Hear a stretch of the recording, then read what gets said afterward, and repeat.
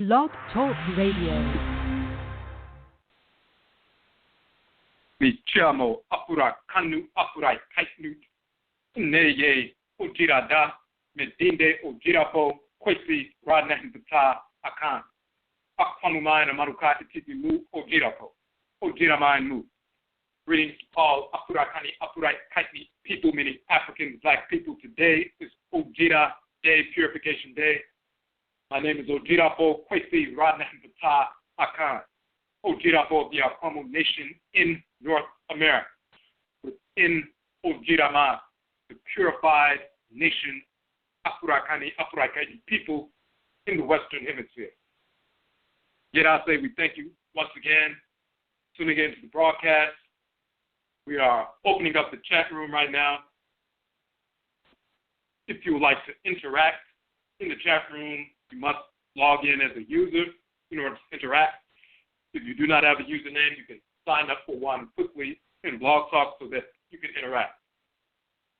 If you would like to, you have a question or a comment on the phone line, simply hit the number 1 so that we can see that your hand is raised, and then we can connect with you. This is our second broadcast of the week. We have returned to our regular broadcasting schedule. Yesterday was our first broadcast of our new year, 13,017. Our new year begins at the Akan equinox, the so-called autumn equinox, which is September 22nd this year.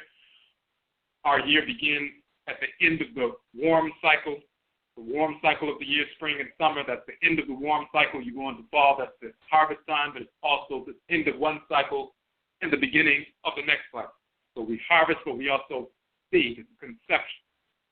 So our new year in Aakhuamuman, in the Akwamu nation in North America, begins on September 22nd or September 23rd, depending on the year. This year it was September 22nd, so September 22nd was the 7th day of our 7-day New Year's celebration.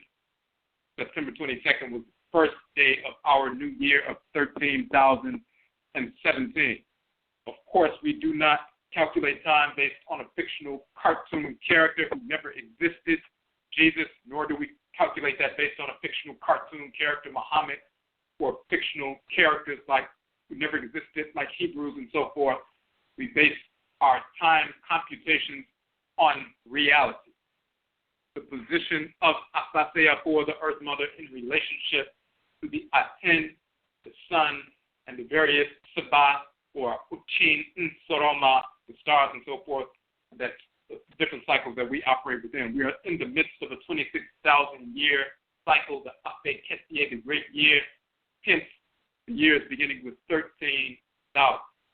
So, yesterday was the first broadcast of returning to our broadcasting schedule, first broadcast of 13,017. We have 4 broadcasts on a weekly basis. On Joda, Monday nights, we have Akan Nanasom, ancient, authentic Akan ancestral religion, where we deal with the Akan expression of ancestral religion from its authentic perspective, dealing with our ancestrally inherited traditions, religious practices going back to ancient Khanit, ancient Nubia, the Akan civilization, on to West Afuraitkaitnut, when we migrated away from ancient Khanit into West Afuraitkaitnut to reestablish the empire of Khanit, or so-called Ghana, a couple of thousand years ago. 1,000 years later, some of our people migrated south towards the forest belt in the regions of contemporary Cote d'Ivoire, Ivory Coast, and Ghana, reestablished Akan civilization in those areas. Hundreds of years later, some of our people were taken from those areas during the the Great Perversity, the enslavement era, and were forced into North, Central, and South America and the Caribbean and Europe during the enslavement era, and this is how Akan people ended up in the Western Hemisphere. We have maintained our Akan ancestral in South America. The Akan tradition is referred to as Winti. In Suriname, in Jamaica, for example, the Akan tradition is maintained and called Obia. in North America, the Akan tradition is popularly known by its Akan name, Hoodoo, as well as Kanche or Conjure.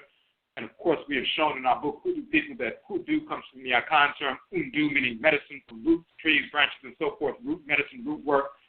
And Conjure comes from the Akan term Kanche, which means to utter incantations, to invoke the spirit of the Abosom, the Deities, and the Nananon Nsamampo, the spiritually cultivated ancestresses and ancestors.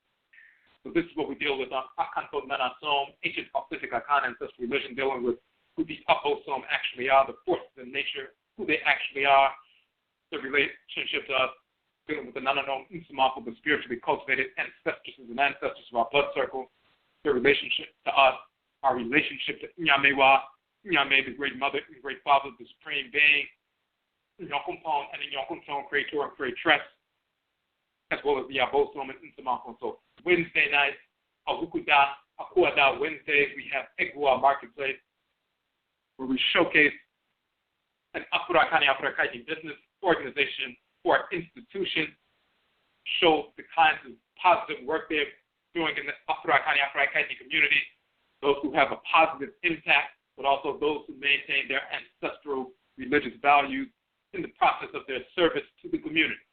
We have our Okum economic development model, which we are starting up once again, the economic development model operation.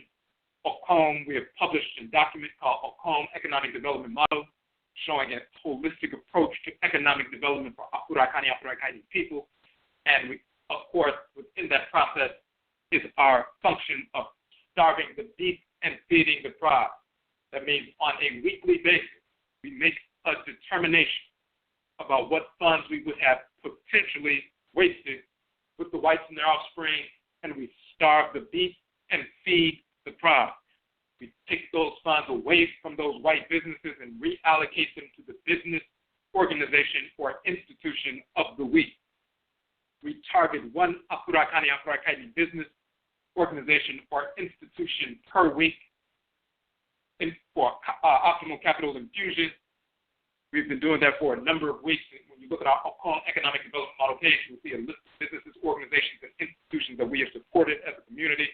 When you starve the beast and feed the pride, you may have potentially spent $5 or $10 in a business like 7-Eleven or CVS or Chipotle or Starbucks or some other white business throughout the course of a week. But when you starve the beast and feed the pride, you reallocate that $5 or $10 away from the white business, starve that beast, and feed the pride, feed the business, organization, or institution of the week. That is a transfer of $10 from white businesses into the coffers of a black business. When 1,000 of our people engage that process, that is a transfer of $10,000 that would normally have been spent in a white business directly into the account of the black business, which allows them to hire black people within the organization immediately so that they can have gainful employment. It allows them to expand their products and services to us immediately, so we don't have to leave our community to go to our enemies to receive those products and services. It is a win-win situation.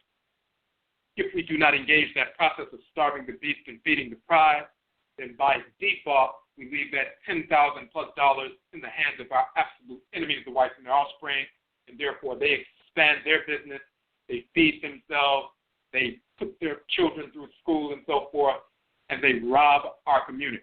When we starve the beast and feed the pride, we reallocate those funds directly to our businesses, organizations, and institutions to empower ourselves. We spend over $1 trillion income throughout the course of the year. In the Afurakani Afuraitkaitnit community, there are over nearly 2 million black businesses in the United States. There are nearly 2 million black people who are unemployed. If every business hired one person, unemployment would be taken care of overnight.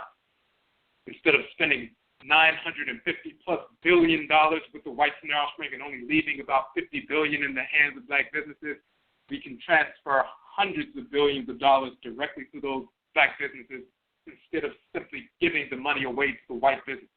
It is simply a choice. It is not a generation of additional income that we already have. the money that we already spend, we simply make that decision, start the Beast and Feed the Crowd. That is part of our Ekwa Marketplace show, our Okum economic development model. We have also, in that vein, at the end of our last year of 13,016, which of course ended on September 22nd, we established our ODWIRA Foundation. ODWIRA is the purified Odwirafo nation, talking about Afurakani, Afuraitkaitnit people, African black people in the Western Hemisphere. ODWIRA Foundation, eradicating poverty within ODWIRA, within the Afurakani, Afuraitkaitnit community in the Western Hemisphere. We established that fund, that ODWIRA Foundation fund, in order to assist people with immediate exigency, urgent requirements. When people have issues with housing, funerary expenses, medical expenses that are emergencies and they don't have the capacity to cover those expenses, and it's a legitimate expense, no one within ODWIRA, the purified nation, Afurakani, Afuraitkaitnit people in the Western Hemisphere, nobody who's been doing good work, solid work on behalf of the community, serving the community in a positive capacity, should have to suffer under an emergency when we have the capacity to support one another. We started that ODWIRA Foundation as a result of having one of the members of ODWIRA, which is all Afurakani, Afuraitkaitnit people, African black people in the Western Hemisphere. One of the families went through a housing crisis, sister and her children and so forth, and the community came together and was able to raise over $1,500 in a short period of time to assist the sister who has been serving the community for a number of years, healing practices and so forth, healing medicine, and we were able to assist the sister with that housing crisis. We recognize, of course, that our people who are doing great work on behalf of the community, sometimes exigencies arise, immediate urgencies arise.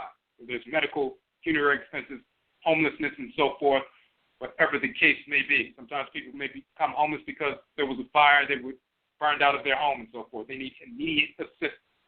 We need to be able to assist people with immediate urgencies as well as the long-term piece of nationism, the purification of nationalism. So we started that ODWIRA Foundation, and we'll put the link to that in the chat room right now. And if you would like to support that endeavor, you can do so. And anyone who makes a contribution, you have the option of receiving 4 more of our soft-cover books in return for your donation. So you're not just giving a donation, you are giving a donation to assist someone in need, but at the same time, you have the option of receiving 1 or more of our books in return for that donation. So please see the ODWIRA Foundation. On Yauda, which is also Yada or Abada, Thursday nights we have our broadcast Online Sim, Affairs of the Mind, Affairs of the Nation.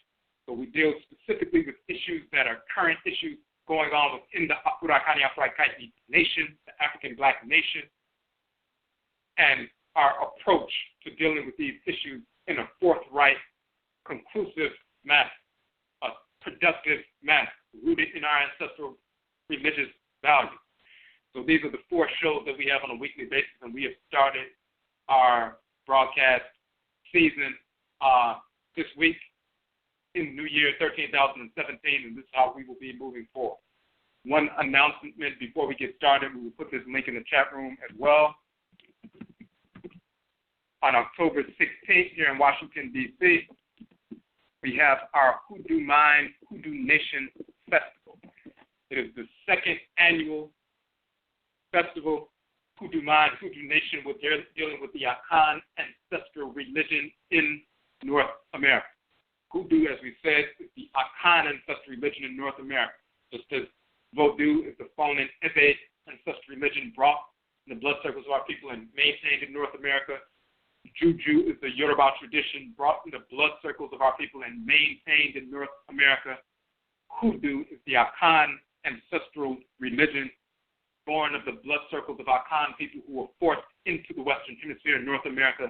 We maintain that ancestral religious tradition, and the foundation of that tradition guides us towards healing ourselves, protecting ourselves, defending ourselves, engaging the practice of Amanye, nationism, the purification of nationalism. It also guides us towards revolutionary action, overthrowing enslavement and moving on in this current time to overthrowing white so-called supremacy for good. So we're going to deal with the Hoodoo tradition in various aspects. We're going to have a number of different presenters. We'll be updating that flyer, sending it out tonight after this broadcast. We have confirmed another presenter. So when you go to the Hoodoo Nation page on the website, you will see the information. You will see that it's from 11 a.m. to 7 p.m. all-day event. It is a free event. It is open to Afurakani and Afuraitkaitnit people only, of course. Registration is required. Registration is free. You can register via our Facebook notification. So you'll see all of that information on the page for Hoodoo Mind. This is October 16th, Sunday, all-day event here in Washington, D.C. So go to that page. And the final thing with regard to that is we are going to be publishing our Hoodoo Nation Festival Journal.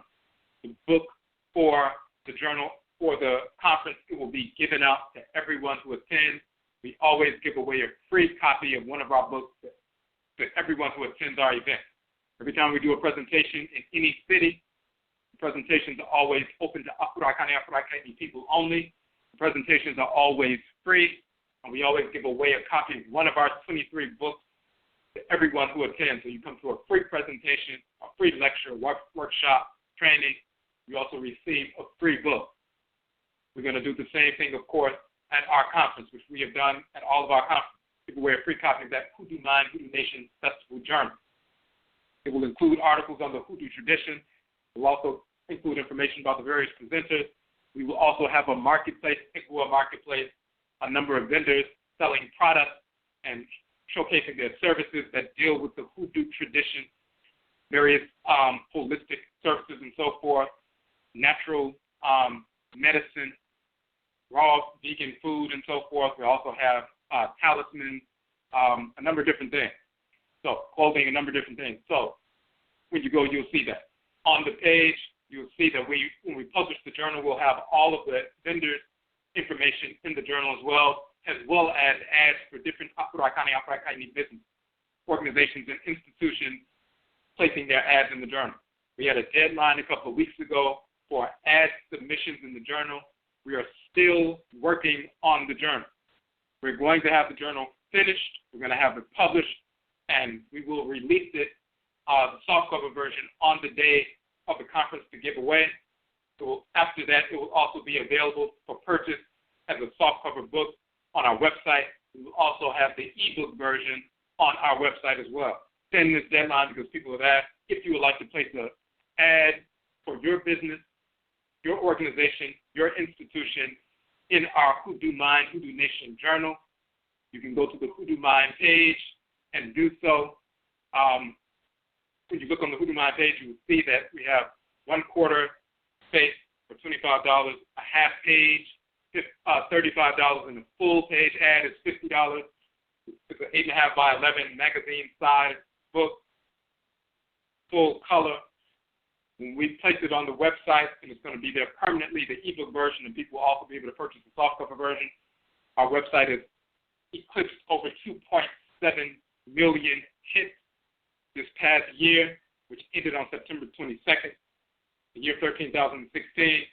So when you place your ad in our journal, you will reach hundreds of thousands of our people. So if you would like to place that ad, simply go to the Hoodoo Mind page. And you have to do that this week because we have to finish the journal by near the end of the week for the formatting and so forth. Hoodoo Mind page, and you see all of the information there. All right. So we want to get into our subject for tonight. On Benada Tuesday nights, we have the broadcast Ojida. Ojira means purification. It also means a celebration of purification. We show that in the Medusa, the hieroglyphs of ancient Kemet. Of course, the Akan language and culture and people, we are directly descendants of ancient Khanit and Kemet, Nubia and Kemet. So we migrated west. We maintained our culture. We still possess and deal with the same deities by the same name today in our Akan culture that we did in ancient Khanit and Kemet, and we prove that in our book, which is our AKRADINBOSOM book showing who these deities are. We show Ojira means purification. It also means the celebration of purification in the Medusa, in the language of ancient Kemet. In the Akan language, Ojira means purification. It also means a celebration of purification. Same word, same definition. And that celebration of purification, the major celebration of purification, of course, is our New Year's celebration, which is called Ojira, purification. We just went through that 7-day Ojira, which we call Obrajira, NHOMA, the full title, our Ojira celebration in the Western Hemisphere. That's the same term. So when we talk about purification, Ojira, we're talking about the purification of our ancestral religious practice. Afurakani, Afuraitkaitnit, or African ancestral religion, is the ritual incorporation of divine law and the ritual restoration of divine balance. That means through ritual, we incorporate those things, objects, deeds, and entities we need to incorporate in order to harmonize our thoughts, intentions, and actions with divine order. And through ritual, we reject those things, objects, deeds, and entities we need to reject in order to realign our thoughts, intentions, and actions with divine order, and thus realign ourselves totally. So the ritual incorporation of divine law and the ritual restoration of divine balance are the expansive and contractive poles of Nanasom, of ancestral religion, no matter what form it takes, whether it's Akan or Yoruba, Basa, Bambara, Maasai, Notsi, or our expressions in the Western Hemisphere, Hoodoo, Juju, Vodun, Grigri, Wanga, Ngengan, and so forth, Obia, Lukumi, the various different traditions we see, the ritual incorporation of divine law and the ritual restoration of divine balance. Ojira, purification, operationalizes Nanasom. Purification operationalizes our practice of ritually incorporating law and ritually restoring balance so we can realign our thoughts, intentions, and actions every moment of every day with Inyamewa, Inyame, and Sheshe, the Supreme Being's force. This is what we deal with on Ojira Da, Purification Day, Tuesday, Benada, Abinada, and so forth. This is what the broadcast is about. So, in that vein, our subject is Okumfo, assassins, the equalizing force against oppression. Why do we talk about Okumfo? This is different from Okumfo. Okumfo are priests and priestesses, a certain class of priests and priestesses in the Akan tradition. We are talking about the Okumfo. The root is Kum. Kum is also rooted in Ku, which means to kill, which means to assassinate, which means to destroy. And the Okumfo are the group of people who engage that process of Kum, to kill, to assassinate, to destroy, to slay. Okumfo are assassins in our ancestral culture, powered by our ancestral religion. That function of Okumfo has a divine cosmological foundation. We find that even in the title, one of the honorific titles of the Ohini, of the king in the Akan tradition. One of the honorific titles is Okum Nipa. Okum means to kill, killer.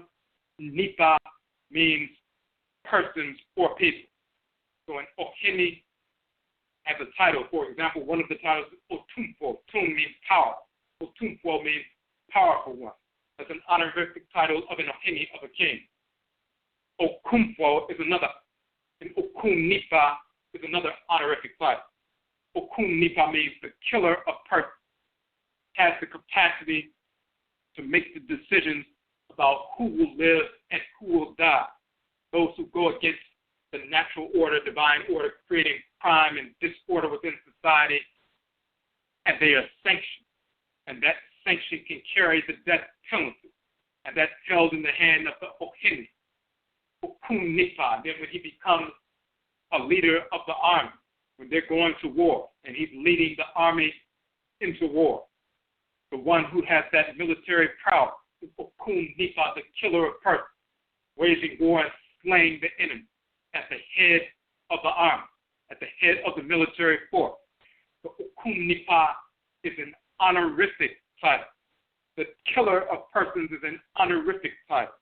Okumfo, the one who assassinates, who kills, who destroys, the criminal, the pervert, the one who creates disorder, the one who kills the criminal, the pervert, and so forth, the one who will bring disorder to society and discordance within society. When you kill them, assassinate them, annihilate them, you are engaged in divine work. You're engaged in the execution of divine order. That contractive pole of divine order, as we talked about, is divine hate, just like the expansive pole of divine order is divine law. And law and love is the same word and concept in our ancestral religious practices and culture and language. So love and hate, or divine law and hate, are the expansive and contractive poles of order. Through law, you expand your awareness. You align yourself with order. Through hate, you destroy that which would otherwise create disorder within the body of the community, the body of the society, as well as the body of the individual. So through law, you adhere to order. Through hate, you destroy that which would otherwise create disorder. So law and hate, MMARA, divine law, love, and divine hate are the expansive and contractive poles of divine order. And we went into detail about that in the broadcast where we examine our book, MMARA, divine law, love, and divine hate. That contractive pole of order operating through the divine immune and lymphatic systems within the great divine body of the Supreme Being, just like your immune and lymphatic system within your body, the natural killer cells, various kinds of T cells and so forth, seek out cancerous cells, isolate them, and kill them in order to maintain the integrity of the body. Hate, divine destruction, destroying disordered entities in order to maintain the integrity of the naturally divinely ordered organism. You are dependent on divine hate.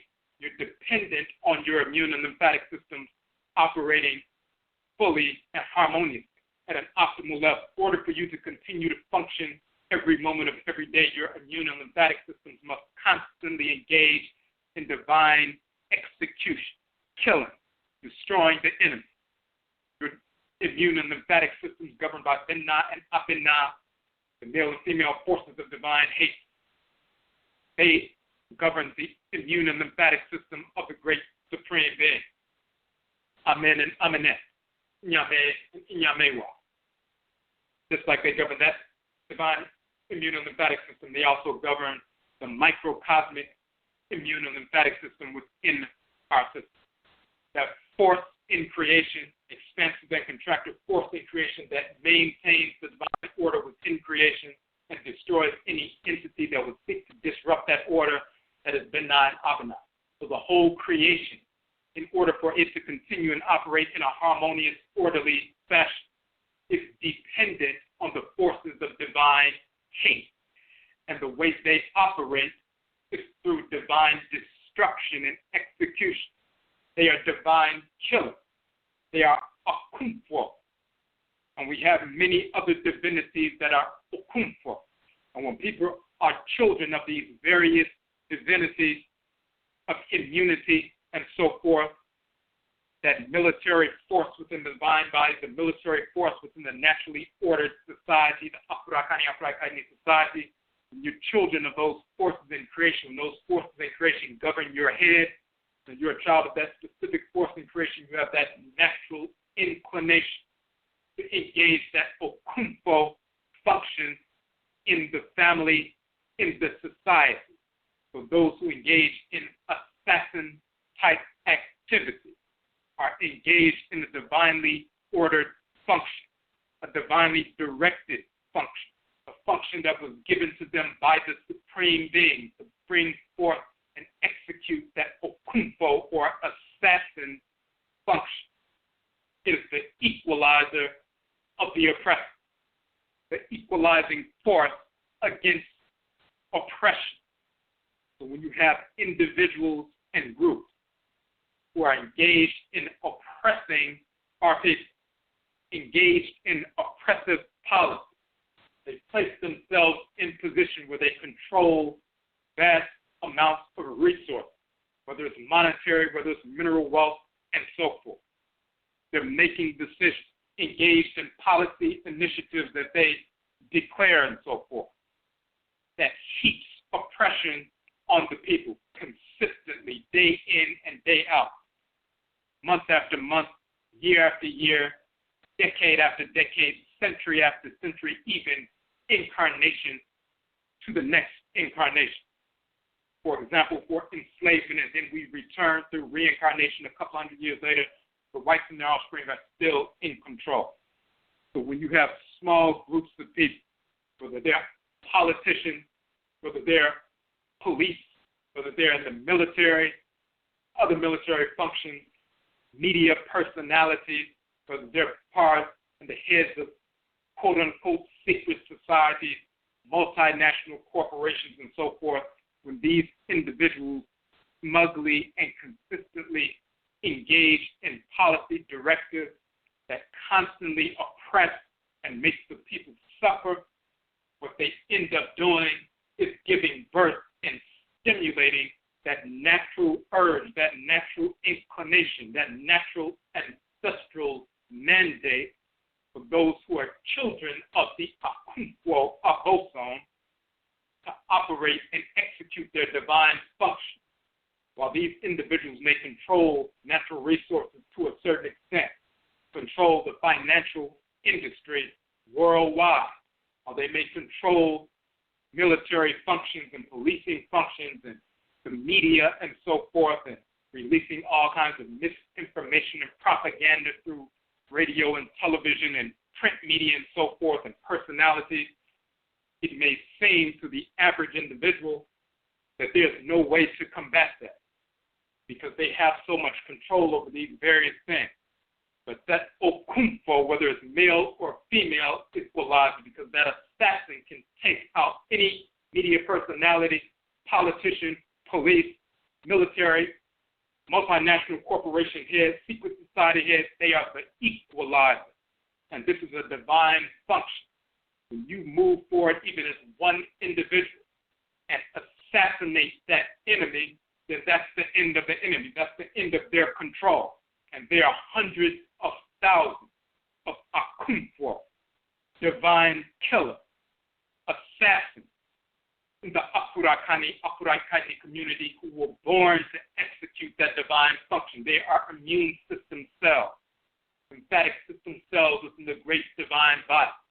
That is a divine function that has sanction from Nyamewa and Nyame, the great mother and great father, the supreme being. So we're going to get into the nature of the Okumfo to see really where this whole function arises from. Even if you look at the term, for example, assassin, and they'll talk about assassin comes from the name of a specific group of Persians who were attacking Arabs and so forth, and they're really all the same people, and they were smokers of hashish, and they called them the hashishin and so forth, and later become ashishin or assassin and so forth. But that root hashish means powdered hemp, and it comes from hashasha or hasha or ashasha, which means it became dry or dried up, talking about dried up powder and so forth. But then hash or hasha, even if you look at ash, of course that's powdery substance. It means, it goes back to the Proto-Germanic, to burn, to glow, but then it means ashes or dust and so forth. So it has to do with something that's powdered, with this powdered hemp, hashasha or hasha, or becoming dried up and powdery and so forth. That particular root, or even the term ash, which is rooted, also connected to ashash or ashashi, assassin. It also means to dry up. It has to do with powder and so forth. But where does that come from? that hashasha or ashasha or ash and so forth, where does that come? Where does this notion of something becoming dried up because it was associated with fire and then becoming powdery and so forth? When you go back to the language of ancient Kemet and you look at one of the terms for desert, you'll find that ashasha or asha is one of the terms associated with the desert. Ashasha is also, and Asha is a title of Set. Set is the divinity who governs the desert. The desert is also called Desert. Desert means red. Desert means the red land. The desert is the red land because it has that fiery constitution. It carries that fiery, reddish, burning energy. So fiery that it becomes dried up, ash. And then once it becomes dried up, the soil becomes like powder. This is where you get this notion of Ash or Asha, which is a title of Set, the god of the desert, the deity of the desert. Asha meaning ash, meaning dried up, but also meaning powder. And Hash or Hashish, meaning to dry up, but also meaning powdered hemp and so forth. But you're talking about a force in creation operating through a certain region of the planet. That fiery energy burns up and removes the moisture, and what you have is that hot, fiery energy of the desert, whether it's the red land of the desert, the sand, but also the red clay. So you have a fiery divinity. Set, of course, is a warrior divinity. That red energy is talking about the fire. This is where Ash or Asha comes from. It's also important to note that the term Ash also has to do with to kill, to destroy. And if you pull up, for example, we'll pull that information up. Ash, if you look at the determinative medut, and it's the symbol of a weapon, of a knife, a cutting type weapon and so forth, Ash or Asha also means a deity or a god of slaughter in ancient Kemet. That is the title. So, when we're talking about slaughter, Ash, Ashasha, Ashashi, assassin, later assassin coming from Hashashi or Hasha, meaning to dry up, to burn, and turn to ash and powder and so forth.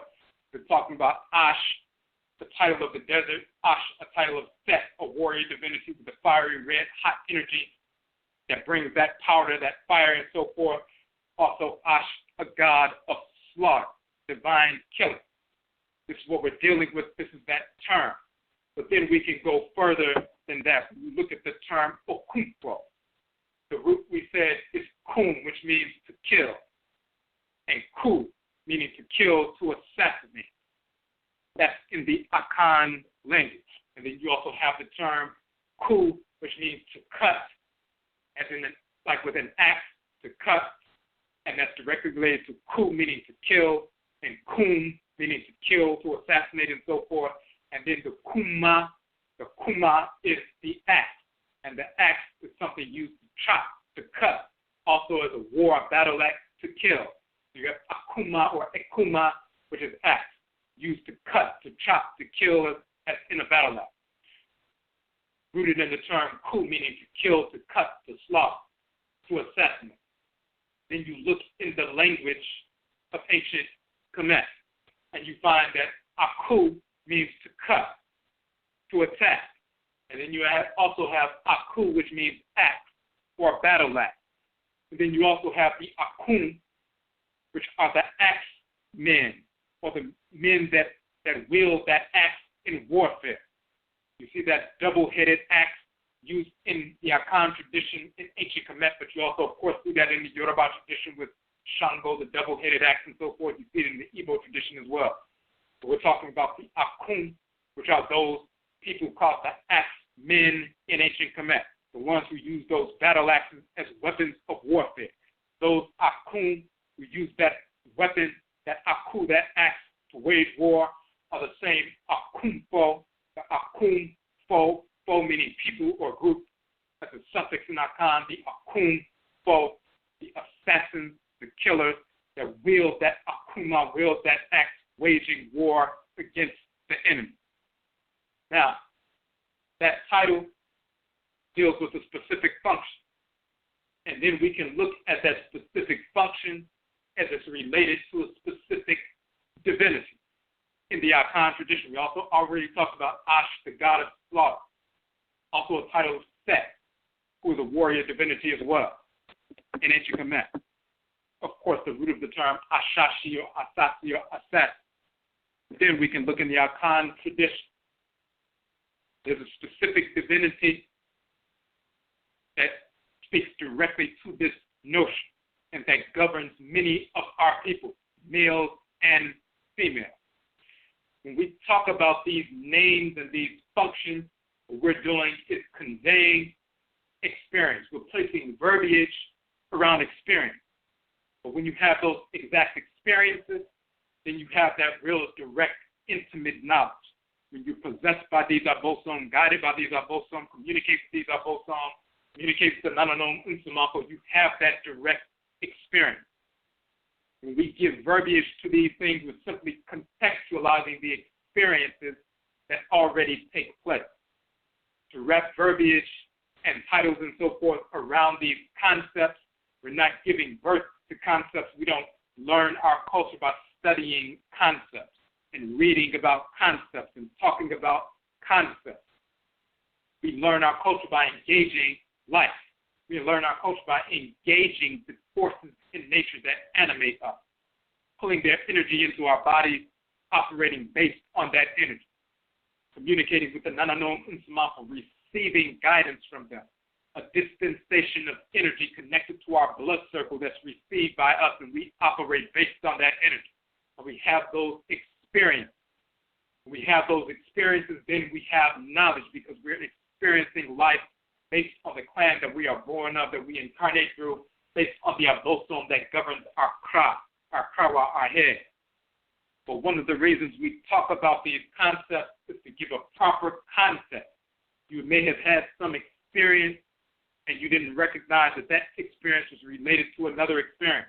When somebody gives knowledge or definition of a concept that allows you to link contextually the experiences that you already had and lived in real time, so you can have a better understanding of what is animating you.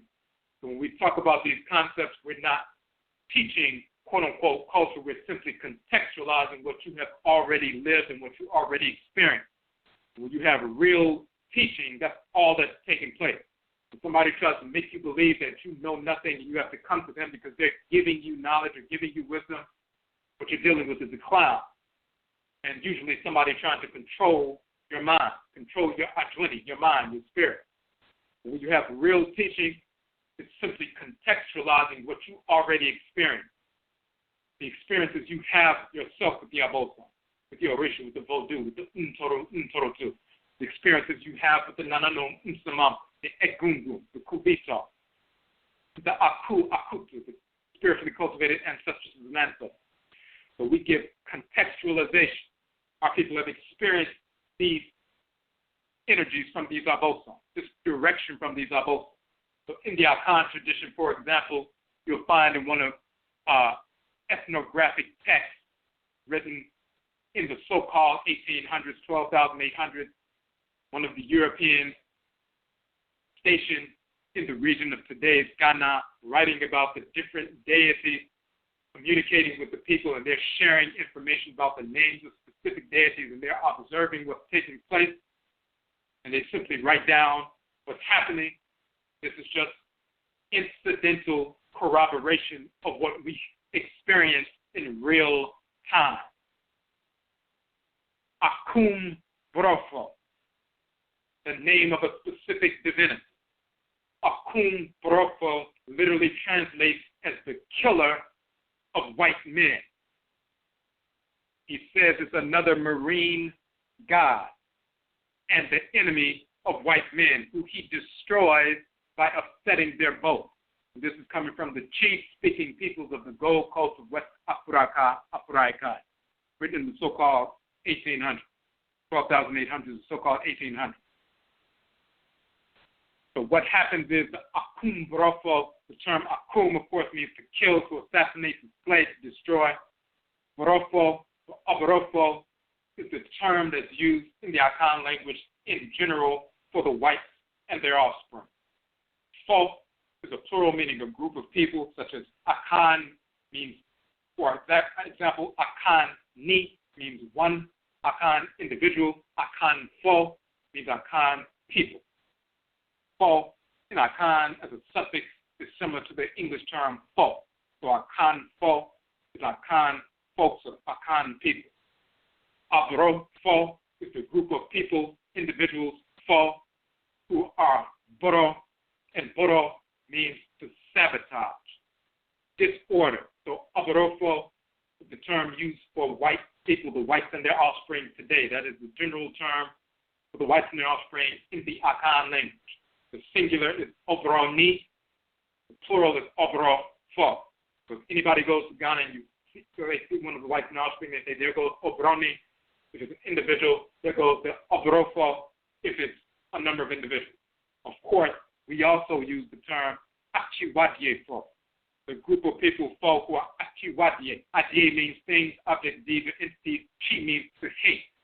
Achiwadie or achide means those things, objects, deeds, entities that are divinely hated, divinely restricted, taboo, divinely rejected by the Supreme Being, the deities, and the ancestral spirit. You have actions that are taboo, divinely hated, rejected, such as rape and murder and child molestation. And murder simply means unjustified killing. Killing can be divine. Unjustified killing is murder. But justified killing is divine. So, rape, murder, incest, these various things, that's achiwadie. Things adie that are divinely hated. Chi. But then we have achiwadie fo, the group of people who are divinely hated, who incarnate as spirits of disorder.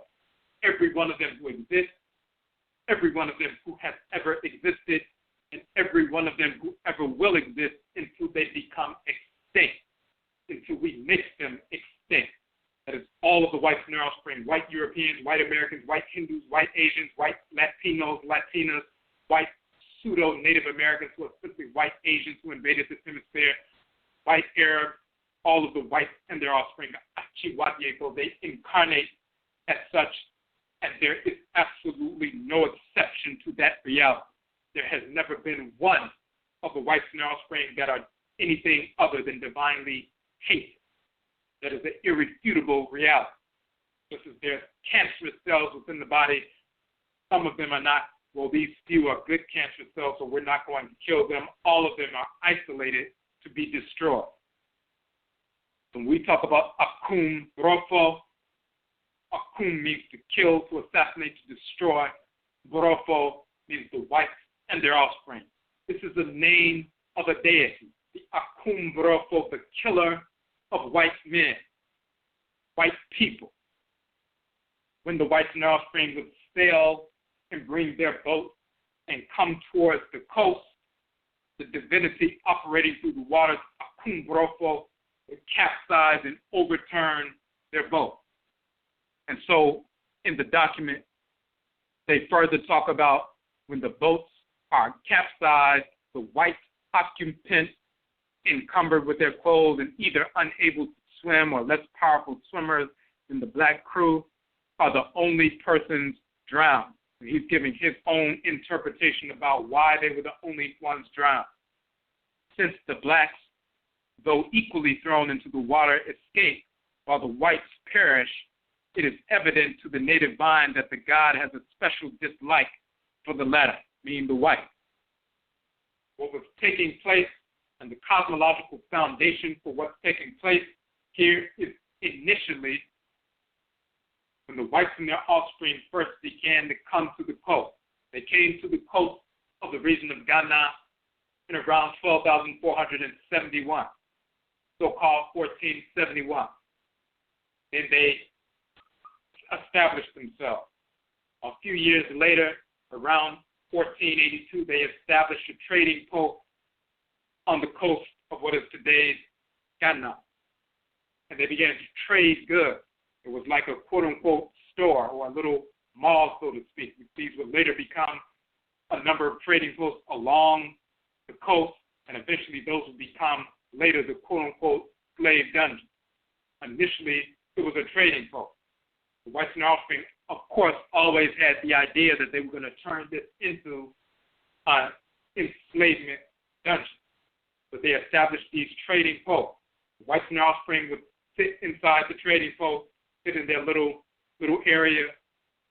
They would bring their goods from Europe. They would bring their wares and so forth from Europe and keep them stocked in the trading post. And then our people from the interior would bring our goods, whether it was gold, whether it was other mineral wealth and so forth, cloth, sculptures, a number of different things, and we will bring those things in exchange, and it will be a bartering system. There will be an exchange of goods. That was taking place for a number of years. The whites and offspring showed up 12,471 of 1471, established that post a few years later by 1482 and so forth. They had a trading post. They were trading actively with the people. The whites and their offspring were there. It wasn't until the late 1800s, in the 1880s, that the whites and their offspring colonized a portion of the region, of the Akan-speaking region near the coast. And then around 1901, they colonized and annexed the Asante Empire after a series of wars that they lost, a number of wars that the British, the Asante Empire, the final war, they won because the Asante Empire had fallen into a civil war and there was internecine warfare. They were killing one another. There was a succession dispute about who's going to be the next Asante Hene, the next king. And half the country wanted one candidate, the other half wanted the other, and they were at war with themselves. They had a civil war. And when they were in the midst of a civil war, then the whites and their offspring and their allies, black allies, attacked. The British, along with some of their Asante allies and others, attacked the Asante Empire, and they defeated them because Asante was in a civil war. Prior to that, the previous 4 British Asante wars or Anglo-Asante wars that they talk about, the Asante Empire won. So it wasn't until 1901 and into 1902 that the British annexed the Asante Empire. That means they arrived there before the beginning of enslavement in 1471, and they didn't colonize the region until the late 1880s. That means after the Emancipation Proclamation was already done, that's when they colonized. They were there for 400 plus years, and they were never able to colonize our people. They were there for 400 years. They wanted to colonize our people for that 400 plus years, but they were not capable of doing so. They had to wait for us to be at war with one another and kill one another. And then some of those who defected from the losing side to join up with the British, join up with the whites and their offspring, and they would offer them, hey, if we work together, maybe we can take down your enemy and so forth. So this is what was taking place. The whites and offspring were not capable, militarily or otherwise, to come into the continent, come into these powerful empires and take them down militarily. They were incapable of doing so. So anytime the whites and their offspring put forth that false truth, to which many of our people believe that they just walked up on the continent, snatched our people up, and drug us into enslavement, that is totally false. They were there for hundreds of years and were incapable of colonizing the area until after enslavement was over. So, key is that when they first began to come and they began to trade, the Abosom, the deities, told our people, told our leaders, do not trade with the whites and their offspring. They have ill intent. They are spirits of disorder. They are criminals. Do not trade with them. Initially, the vast majority of our people did not trade with them. You had certain kings over certain areas that wanted to do some trade because they did not see the whites and their offspring as a threat, because they recognized them to be physically inferior and spiritually inferior. So they weren't concerned about it. They had never heard of white people controlling any black people anywhere at any time in their truth. They recognized when the white people showed up, they always recognized them to be inferior and not capable of controlling anything. So they had no fear of them whatsoever. So some of them were like, we can trade with these weak, inferior beings. It's not a problem. Some of our people traded with them. Initially, the vast majority of our people did not trade with them. But once some of our people began to trade with them, then there were divisions that were beginning to take place. When those divisions began to take place, divisions with regard to policy, some people saying, no, we need to maintain our ancestral culture, maintain our ancestral focus, our ancestral form of government. If the Abosom and NHOMA say do not trade, then do not trade. It wasn't that the whites in our spring was so powerful. It created divided loyalty, worked on certain people's greed. The NHOMA understood that if there were certain people within the society who were disgruntled, certain people in the society who wanted power, but they were not able to take power because they were not in a position to take power, even though they wanted to overthrow the ruling administration, they had nowhere to turn. So they were kind of forced by the culture to reassess and re-examine their desire to take power and be reacclimated to real culture. But when the whites and their offspring showed up, they had a new option. If they couldn't get along within the society, if they couldn't take power and they were disgruntled, they could join up with the whites and their offspring. If they were controlled by lust, now you had a group of people whose whole culture was based on following your lust and not following divine order. Prior to that, if somebody was controlled by lust in Afurakani, Afuraitkaitnit society, they had nowhere to turn. They were forced to embrace the culture and forced to deal with their lust and stamp their lust out or face being exiled or killed. But when the whites and their offspring showed up, now they had a new option. They didn't have to engage in AKRADINBOSOM or self-purification. They could just continue to follow their lust and separate themselves from the larger black society and join up with the white criminals, the inferior criminals, and hopefully attack different segments of black society or try to draw some other lust-controlled people out before they had a chance to purify themselves ritually and culturally and maybe make a play. It took them hundreds of years to engage that process. Up until that point, the vast majority of our people did not engage with the whites and their offspring. So the Okumfo, the killer of white men and women and so forth, that divinity was operating. We were invoking that divinity. Divinity was killing the whites and their offspring, destroying their boats, drowning the crackers, and the black people who were on the boats, they were able to swim to the shore without becoming engulfed in the waves. This is what is taking place. It was only when we began to reject the shrine, reject the council of the Abosom, reject them and say, well, you know what? The Abosom said we should not trade, but these people are weak. They can't do anything to us. We are powerful. We're the great Inchara nation, a Fanti nation. We've never been defeated by anybody in hundreds of years. Why would we fear these weak, inferior individuals? So some of them moved forward to do so. That caused division, fracturing within their own society, because when they moved to trade, some people said, hey, you know the Abosom said do not do that, and you're doing it anyway. I don't want to go along with you. Now there's a split, there's a fissure, there's a fraction. Now families are against one another. Some separated, moved away, and reestablished themselves, reestablished their clans miles away, and reestablished a new society because they don't want to go along with those who decided they were going to go against the Abosom. When you have a number of people going against the Abosom, then you create disorder for yourself. It's no different than you deciding you're going to go against a natural diet. Instead of drinking spring water, you're going to drink alcohol all day long, and you're not going to drink any water. It seems like you're doing all right for a number of years until things begin to deteriorate within the body because you're not listening to what your Okraa directed you to do. You're dealing with diet. You're not listening to what your Okraa is directing you to do. All of the adults in our understand that if you do not eat properly, if you do not exercise and get enough sleep and so forth, obesity takes place, manifests, disease manifests, high blood pressure manifests, diabetes manifests, emphysema, all these different things manifest. Everybody knows. Yes, we still reject a proper diet in large part, and we still allow obesity to manifest because we reject what our own Okraa is telling us every day. Every time we think about eating something or prepare something, we're rejecting what we know to be correct, and we're following lust. And that's part of following this culture, this lustful culture. When you follow your own culture, you have Gyaasedan, self-purification. When you purify yourself, purify your mind, purify your focus, and you do what you're supposed to do as opposed to following your lust.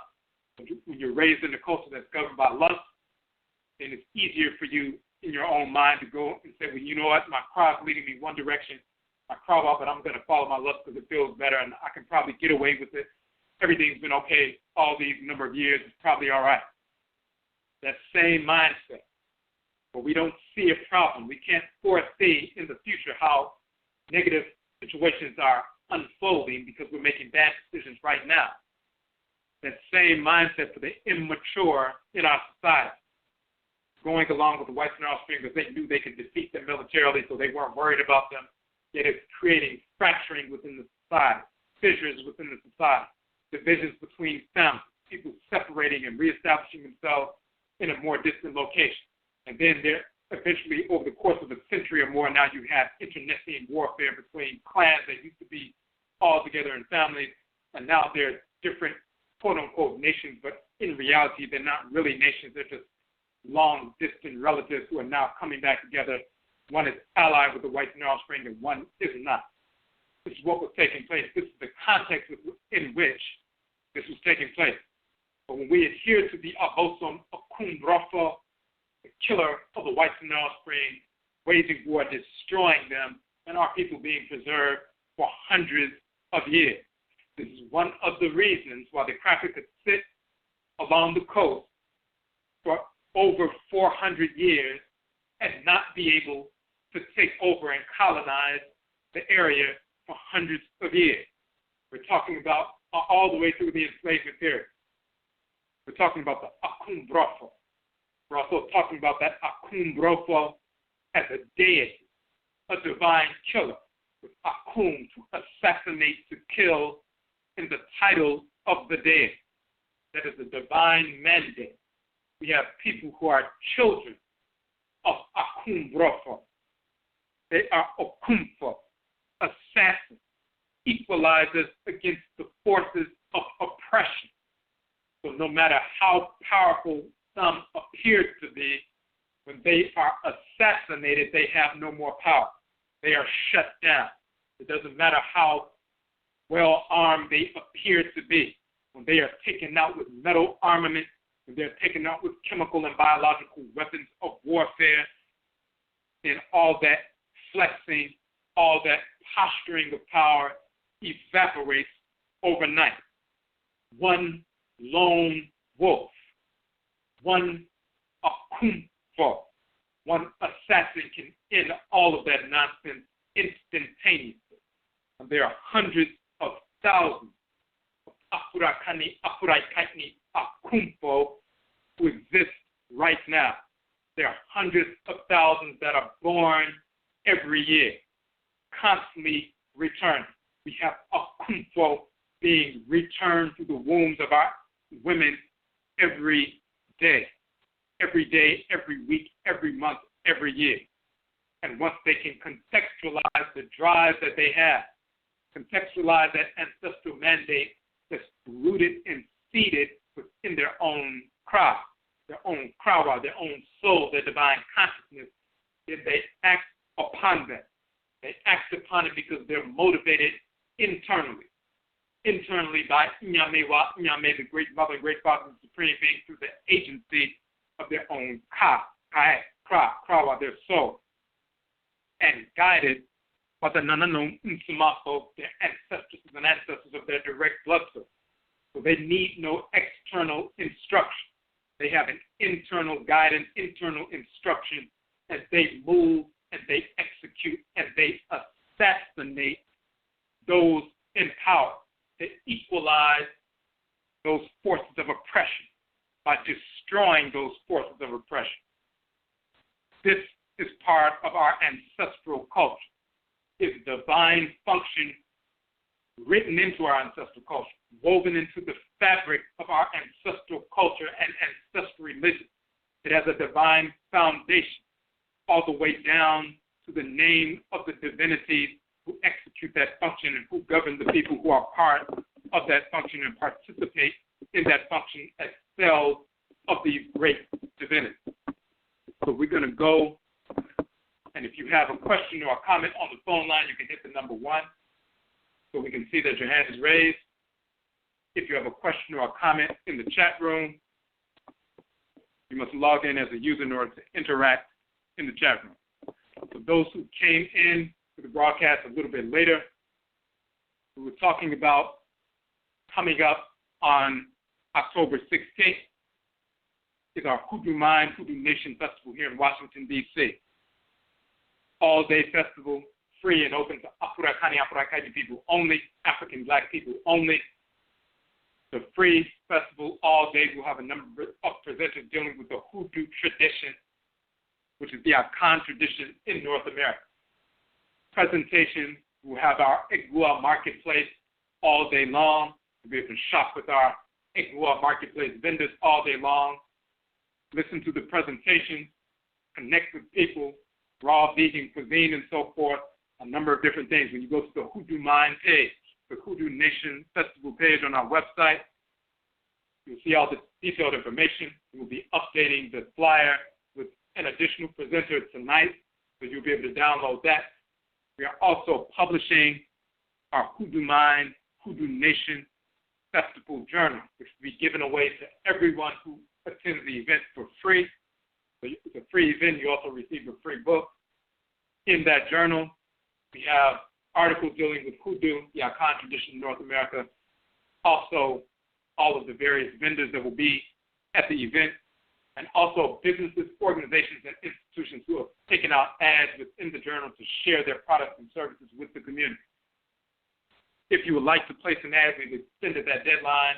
You can place an ad in the Hoodoo Mind Journal so that your business, your organization, or your institution can have an ad in the journal. A 1/4 page ad is $25. A half-page ad is $35. A full-page ad is $50. We must get those JPEG files in as soon as possible because we need to publish the journal next week in time for the event. So you can go to the Hoodoo Nation page and Hoodoo Nation Festival page, and you can see all of that information and the space where you need to access the information with regard to the journal. We also have about 2 vending spaces left. We provide 2 chairs, a 6-foot table and 2 chairs. The vending space for the whole day is $30.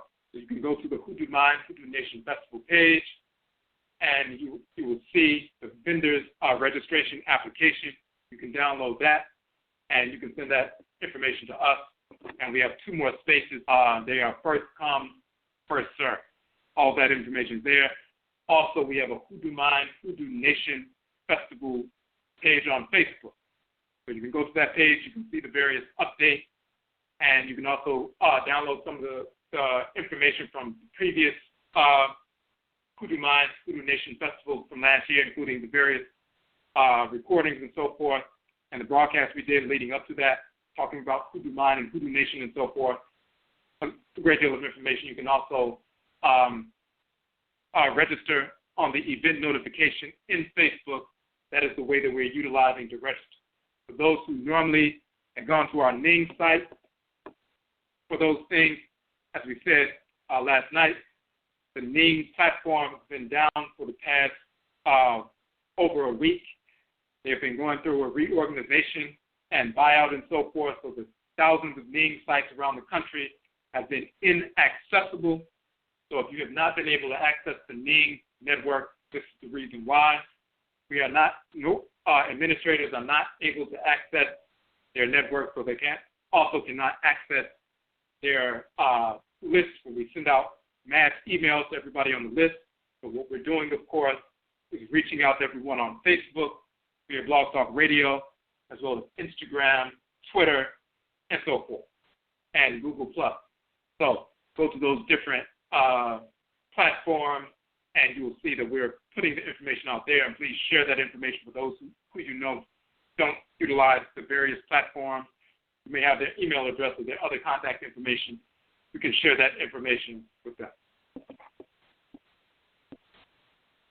All right, so we don't have anything in the chat room, So we can end the broadcast here. We just want to say Yedase. Thank you for tuning into the broadcast. We will be back on tomorrow for Egua Marketplace. Look for the new updated flyer for Hoodoo Gyaasedan. We will post that later tonight. And also for the people who came in later, last couple of months ago, we started a new initiative, the Odwirafo Foundation. And when you look in the chat room, you'll see the link to the Odwirafo Foundation. The purpose is eradicating poverty within Odwirafo, the purified nation, Afurakani, Afuraitkaitnit people, African black people in the Western Hemisphere. And when you see the description, you see that it's for immediate exigency, urgent emergencies, urgent requirements. Some people have housing issues. Some people have funerary expenses or emergency medical issues. Those within our community who've been serving our community on a consistent basis in a positive fashion, uplifting our community and so forth. When crises occur, we should be able to operate in a harmonious way to assist in that process. And we started that Odwirafo Foundation specifically for that process. It was rooted in one of the situations we had with one of the members of Odwirafo who had a housing crisis, and the community came together. We were able to raise over $1,500 for the sister and her family. And we decided to establish that Odwirafo Foundation so we can consistently engage that process. So members of the Afurakani, Afuraitkaitnit community in the Western Hemisphere, Odwirafo, have these urgent requirements, these exigencies and so forth. We need to be able to assist right away. We shouldn't have to turn to the white snare offspring. We shouldn't have to turn to the white snare offspring, their philanthropic organizations, homeless shelters or family shelters and different things. We should be able to take care of these emergencies so people won't be put in these positions. People have medical issues. We should be able to assist with those issues, have the funds ready to assist somebody so they can overcome these issues, so they can be there for their families in an optimal way. We need to be able to take care of these issues in-house. So the Odwirafo Foundation, if you look on the fundraiser page for that, you'll see that anyone who makes a contribution, you have the option of receiving one or more of our books in return for your contribution. So, again, Yedase, we thank you for tuning in to the broadcast, and Yebeshiabio, we will meet again. Good job.